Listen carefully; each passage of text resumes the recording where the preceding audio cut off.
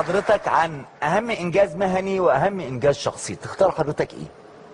اهم انجاز مهني في حياتي هو ما توجهت اليه في بدايه حياتي للتخصص في المسائل البحثيه والعلميه، لاني درست بعمق شديد جدا في اطار تخصصات الهندسه في مجال المواد، وفي الاطار التطبيقي اكثر منه الاطار النظري.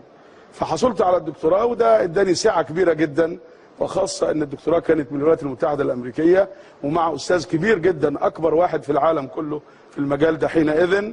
وعملت في التدريس وعملت في الصناعه وعملت مستشار للمؤسسه ناسا الامريكيه في اطار محركات سفن الفضاء في مرحله طويله، وابحاث كثيره في هذا الاطار.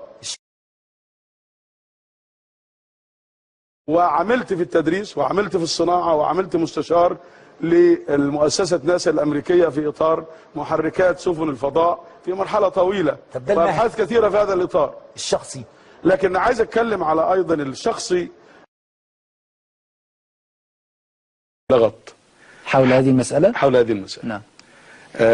فهم خطأ ربما، فأنا لم أقل ولم أكتب ان انا كنت بعمل في وكالة ناسا الامريكية. نعم. هذا لم يحدث. طب كويس ان حضرتك توضح. انا لم اعمل في وكالة ناسا الامريكية ولم اكتب هذا، وليس في يعني السي في اللي بيقولوا، يعني زي ما بيقولوا، او يعني السيرة الذاتية لي ما يثبت اني كنت اعمل في وكالة ناسا الامريكية. نعم.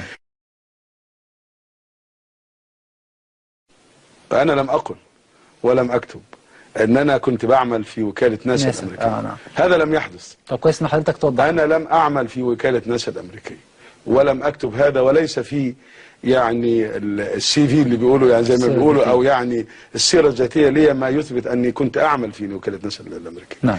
انا كنت اعمل في الجامعة